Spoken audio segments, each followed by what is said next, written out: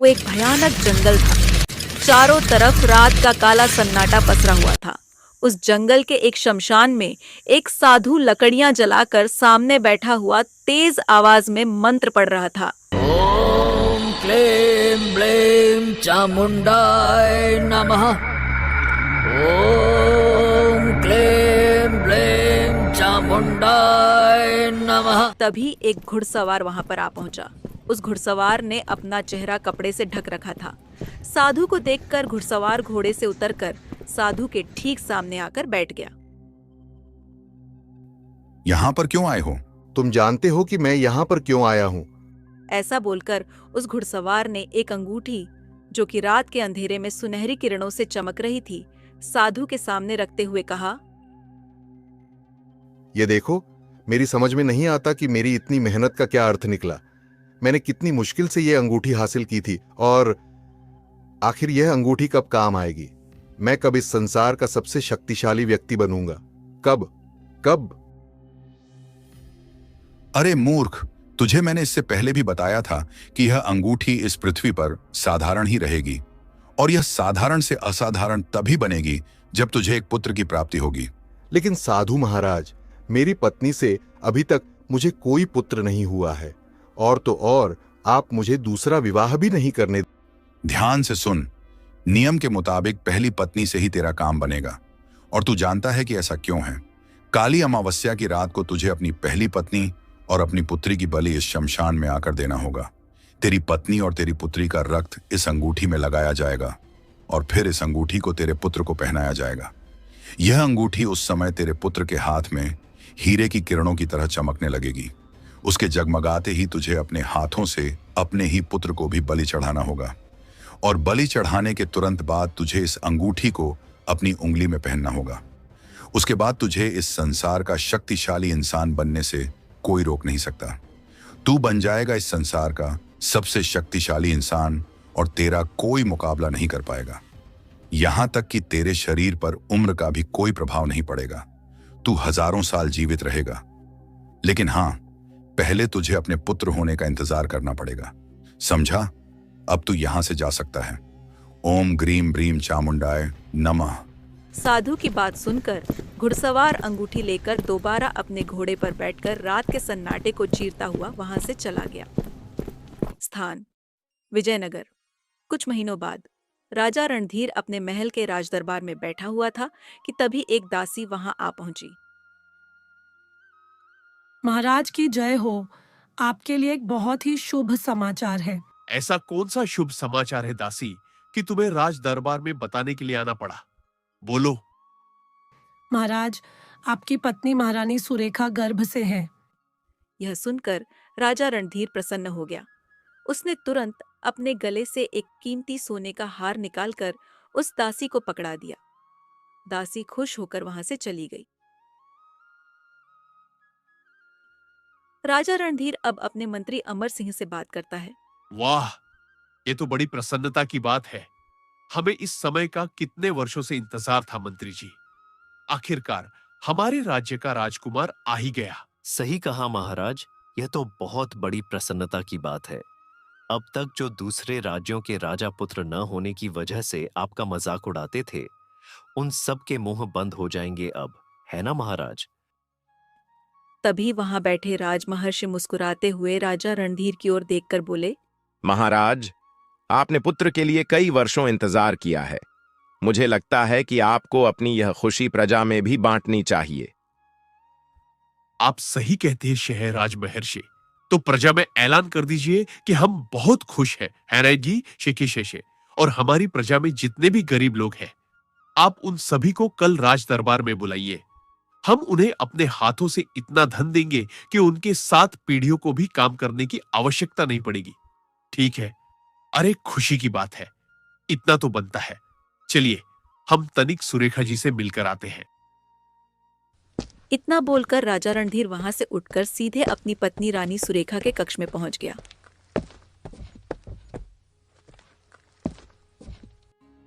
अरे सुरेखा देवी, कहां है आप महारानी?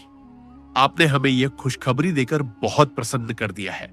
हम बता नहीं सकते कि हम अंदर से कितने खुश हैं, कितने ज्यादा खुश हैं। मैं ईश्वर से यही प्रार्थना कर रही हूँ कि मेरा पुत्र हो। चिंता न करो सुरेखा, मुझे विश्वास है कि हमारा पुत्र ही होगा। महाराज, मैंने अपनी शक्ति का उपयोग करके पता लगा लिया है। महारानी का पुत्र का ही योग बन रहा है। यह सुनकर राजा रणधीर बहुत ज्यादा खुश हो गया। तभी राजा रणधीर इधर उधर देखते हुए बोला, हमारी पुत्री राजकुमारी तारा नजर नहीं आ रही है। आखिर उसे भी तो पता चलना चाहिए कि उसका एक भाई इस संसार में आने वाला है। कहाँ है राजकुमारी जी? महाराज, आपको तो पता है कि आपकी पुत्री राजकुमारी तारा को शिकार का कितना शौक है। वह इस समय जंगल में शिकार पर जाने की तैयारी कर रही है। राजमहर्षि की बात सुनकर राजा रणधीर तुरंत अपने महल से बाहर आ गया। राजा रणधीर ने देखा कि उनकी पुत्री 2 सैनिकों के साथ शिकार पर जाने की तैयारी कर रही थी। पिताजी, आज आपके चेहरे पर तो कुछ अलग ही प्रसन्नता दिखाई दे रही है। तुम बिल्कुल सही कह रही हो राजकुमारी तारा। अरे, बात ही कुछ ऐसी है। मेरी पत्नी और तुम्हारी माँ गर्भ से है और राजमहर्षि बता रहे हैं कि पुत्र का योग बन रहा है। राजकुमारी तारा, बहुत जल्दी इस संसार में तुम्हारा भाई भी आने वाला है। अपना ख्याल रखना और जल्दी आने की कोशिश करना, क्योंकि कल हम अपनी प्रजा के गरीब लोगों को सोने की मुद्राएं बांटेंगे और अपने महल में एक समारोह भी रखेंगे। आसपास के राज्यों के राजाओं को भी पता चलना चाहिए कि इस राज्य का राजकुमार आने वाला है।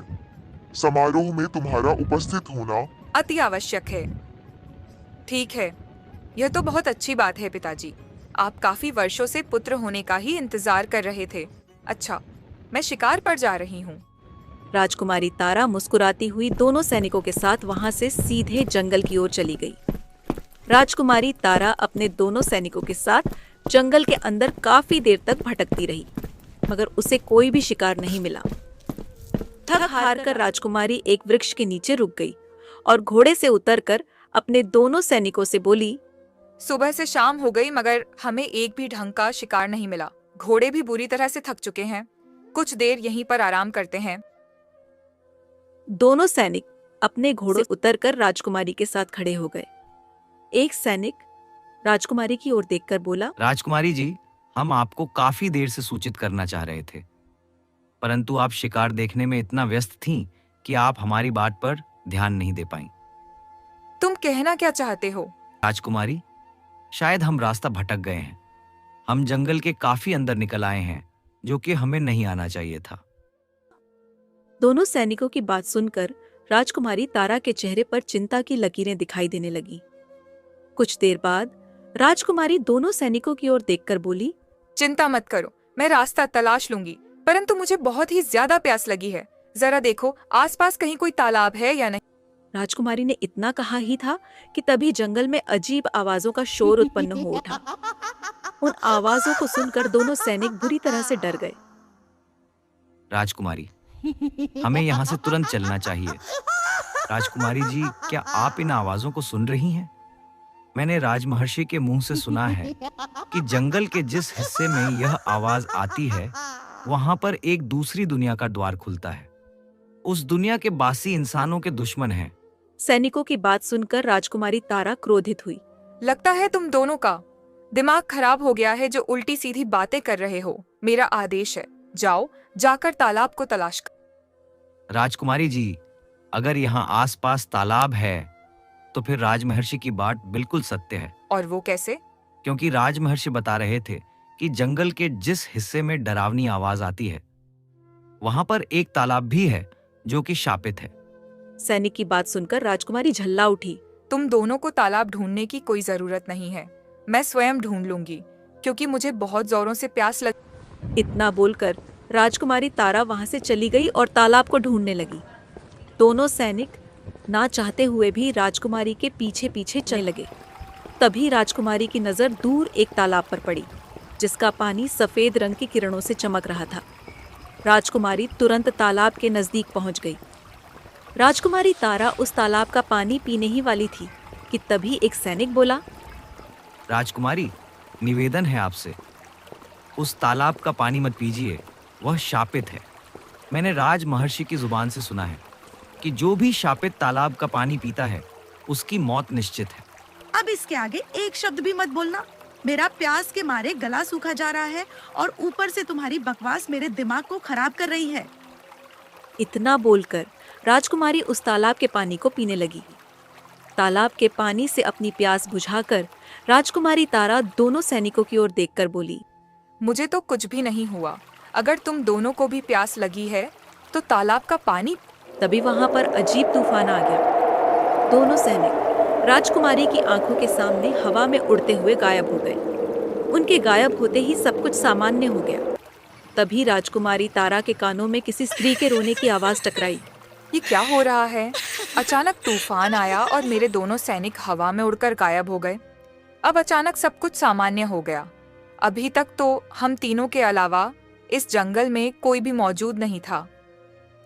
फिर ये स्त्री के रोने की आवाज। राजकुमारी उस आवाज की दिशा की ओर बढ़ गई। कुछ ही देर में उसके कदम एक घने वृक्ष के नीचे जाकर रुक गए। राजकुमारी तारा ने देखा कि एक लड़की उसके ही जैसे कपड़े पहने हुए घुटनों के बल अपना मुंह छुपाए रो रही थी। कौन हो तुम और तुम रो क्यों रही हो? अचानक वह स्त्री उठकर खड़ी हो गई। उस स्त्री को देखकर राजकुमारी की आंखें आश्चर्य से फटी की फटी रह गईं। उसके सामने उसकी ही हमशक्ल खड़ी हुई थी। मैं तुम्हारा ही रूप हूं तारा। ये बात और है कि तुम्हें अभी समझ नहीं आएगा। कुछ समय बाद तुम्हें सारा रहस्य समझ में आ जाएगा। अगर तुम्हें इस रहस्य को जानना है तो मेरे साथ तालाब तक चल। राजकुमारी तारा गहरी सोच में डूबती हुई किसी सम्मोहित अवस्था में अपनी हमशक्ल के साथ तालाब के किनारे चली। अचानक उसकी हमशक्ल तारा ने राजकुमारी तारा को धक्का दे दिया। राजकुमारी तालाब में डूब गई। तालाब में डूबते ही उसकी हमशक्ल तारा के होठों पर रहस्यपूर्ण मुस्कुराहट आ गई। राजकुमारी तारा की हमशक्ल घोड़े पर बैठकर सीधे विजयनगर की ओर राजा रणधीर के महल में चली गई। रात के तीसरे पहर जब सब लोग सो चुके थे, राजकुमारी की हमशक्ल तारा घोड़े पर सवार होकर महल के मुख्य द्वार पर पहुंची। सैनिकों ने उसे देखा और तुरंत महल के भीतर आने दिया, क्योंकि वह हूबहू राजकुमारी तारा जैसी ही दिख रही थी। हमशक्ल तारा महल में सीधे रानी कक्ष में पहुंची। उसने देखा कि रानी प्रसव पीड़ा से कराह रही थी। राजा रणधीर और राजवैद्य वहां पहले से उपस्थित थे। माताजी, मैं लौट आई हूँ और अब सब कुछ ठीक हो जाएगा। रानी पद्मावती ने थके हुए स्वर में उसकी ओर देखा और मुस्कुराई। तभी अचानक रानी को बहुत तेज पीड़ा हुई और राजवैद्य ने कहा, राजन, अब समय आ गया है। रानी के प्रसव का क्षण नजदीक है। हम सबको कक्ष से बाहर जाना होगा। राजा रणधीर, हमशक्ल तारा और बाकी सब लोग कक्ष से बाहर आ गए। कुछ ही समय में रानी पद्मावती ने एक सुंदर पुत्र को जन्म दिया। मेरे पुत्र का जन्म हुआ है। यह हमारे वंश की अगली पीढ़ी है। सब और खुशी का माहौल छा गया। रानी पद्मावती के स्वास्थ्य में धीरे धीरे सुधार होने लगा। अब राजकुमारी की हमशक्ल तारा पूरे महल में राजकुमारी के रूप में रहने लगी। राजा, रानी, मंत्री और सैनिक सभी उसे ही असली तारा समझने लगे। उधर तालाब के अंदर गहरे जल में डूबी हुई असली राजकुमारी तारा ने जैसे ही आंखें खोली, उसके सामने एक रहस्यमयी रोशनी में डूबा महल प्रकट हुआ। वह महल कोई साधारण स्थान नहीं था, बल्कि वर्षों से शापित आत्माओं का बंधन था, जिसमें वह राजकुमारी फंस चुकी थी। तभी वहां एक वृद्ध महिला प्रकट हुई, जिसके चेहरे पर शांति और पीड़ा दोनों दिखाई दे रही थी। तारा, तुम्हें उस शापित तालाब का जल नहीं पीना चाहिए था। अब तुम इस जल लोक की कैदी बन चुकी हो। तुम कौन हो और यह सब क्या है? मेरे सैनिक कहाँ हैं? और वह लड़की जो मेरी तरह दिखती थी, वह कोई साधारण लड़की नहीं थी। वह निशा है, अंधकार की आत्मा, जो वर्षों से तुम्हारे रूप में बाहर आकर इस राज्य पर अधिकार करना चाहती थी, और अब वह सफल हो चुकी है। राजकुमारी तारा यह सब सुनकर स्तब्ध रह गई। उसने कांपती आवाज में कहा, तो क्या अब मैं कभी बाहर नहीं जा सकती? इस जललोक की शांति और संतुलन तभी लौटेगा जब कोई तुम्हारे लिए अपने प्राणों की आहुति देगा। केवल तब ये शाप टूटेगा। इधर हमशक्ल तारा, असली में निशा, धीरे धीरे पूरे महल पर अधिकार जमा चुकी थी। वह रानी की तरह व्यवहार करती, परंतु उसकी आंखों में एक अजीब गहराई और क्रूरता झलकने लगी थी। राजा रणधीर को कुछ दिनों बाद तारा के व्यवहार में परिवर्तन नजर आने लगा। तारा कभी इस तरह बात नहीं करती थी। उसे बच्चों से प्रेम था, पशु पक्षियों की सेवा में रुचि थी, मगर अब उसमें नरमी के स्थान पर कठोरता क्यों? राजा रणधीर ने स्वयं जंगल जाकर राज महर्षि वशिष्ठ से भेंट की और सारा हाल बताया। महर्षि, मुझे अपनी बेटी तारा के आचरण में कुछ अस्वाभाविक परिवर्तन प्रतीत हो रहे हैं। कृपा करके आप ध्यान लगाकर देखिए कि यह वही तारा है या कोई और। राज महर्षि ध्यान में बैठ गए। कुछ देर बाद उन्होंने आंखें खोली और बोले, राजन, आपकी आशंका बिल्कुल सत्य है। आपकी बेटी तारा इस समय शापित जल लोक में बंदी है। विजयनगर में जो तारा के रूप में है वह निशा है, एक शापित आत्मा जो समस्त राज्य पर अधिकार करना चाहती है। राजा रणधीर तत्काल महल लौटे और मंत्री तथा राज महर्षि के साथ योजना बनाई। रात के तीसरे पहर उन्होंने हमशक्ल तारा को बुलाया। तुम कौन हो और मेरी बेटी के रूप में इस महल में क्यों रह रही हो? हमशक्ल तारा ने पहले तो हंसकर जवाब दिया, राजन, क्या पिता अपनी संतान से इस तरह पूछताछ करता है? गुस्से से। मगर जब राज महर्षि ने मंत्रों का जाप शुरू किया तो निशा की असलियत सामने आने लगी। उसका चेहरा काला होने लगा, उसकी आंखें लाल हो गईं और वह चीख पड़ी, तुम सबने मुझे पहचान लिया, लेकिन अब बहुत देर हो चुकी है। तारा कभी वापस नहीं आएगी। राज महर्षि ने अग्निमंडल बनाकर निशा को उसमें बांध दिया। राजा रणधीर, मंत्री और राज महर्षि जल लोक की ओर रवाना हुए। ने बिना झिझक तालाब के जल को पिया। उन्हें तुरंत जल लोक में प्रवेश मिला। अंदर उन्होंने राजकुमारी तारा को उस रहस्यमयी महल में कैद देखा। पिताश्री, आप यहाँ कैसे? बेटी, तुम्हारे लिए तो मैं मृत्यु को भी स्वीकार कर सकता हूँ। मैं आया हूँ तुम्हें लेने। राजा रणधीर ने जैसे ही राजकुमारी तारा का हाथ थामा, जल लोक की रोशनी फैल गई। शाप टूट गया। निशा की आत्मा भस्म हो गई और जल लोक मुक्त हो गया। राजकुमारी तारा वापस लौट आई थी। राजा रणधीर स्वस्थ थे। प्रजा ने पूरे राज्य में उत्सव मनाया। पूरा राज्य गूंज उठा। राजकुमारी तारा की वापसी के बाद सब कुछ सामान्य लग रहा था, मगर राज महर्षि की दृष्टि को कुछ असामान्य दिखाई दे रहा था। महल में कोई था जो अब तक छिपा हुआ था। घुड़सवार के रूप में राजकुमारी तारा महल के पुस्तकालय से लौट रही थी। तभी एक नकाबपोश पुरुष अचानक उसकी आंखों पर काला कपड़ा डाल देता है। तारा बेहोश हो जाती है। आखिर तू उसे ले ही आया। अब अंतिम बलिदान से अंगूठी जागेगी। इस राजकुमारी का रक्त ही तेरे पुत्र की राह खोलेगा। तभी वहाँ राजा रणधीर, राज महर्षि और सैनिक प्रकट होते हैं। राज महर्षि मंत्र बोलते हैं और घुड़सवार की नकाब झुलस जाती है। तुम युवराज विक्रम हो। तुम तो मेरे छोटे भाई के पुत्र हो, राजमहल का वारिस, और तुम ही ये सब कर रहे थे। हाँ राजा रणधीर, तुम्हारे सिंहासन पर मेरा अधिकार था। तुम्हारे राज्य में मैं केवल एक परछाई बनकर रह गया, इसलिए मैंने वो मार्ग चुना जो मुझे शक्ति दे, चाहे शैतानी ही क्यों ना हो। और उसके लिए तुमने बच्चों की बलि, आत्माओं का शोषण और पूरे राज्य को खतरे में डाल दिया। अगर तुझे बलिदान चाहिए तो ले मेरी जान, लेकिन मेरे भाई को नहीं। तुम अपने प्राण स्वयं दे रही हो? विक्रम और साधु मिलकर तारा पर हमला करते हैं। तारा को जललोक से प्राप्त शक्ति जागृत होती है। उसकी आंखों में नीली रोशनी फैलती है। राज महर्षि अग्निमंडल खींचते हैं, जिसमें साधु फंस जाता है।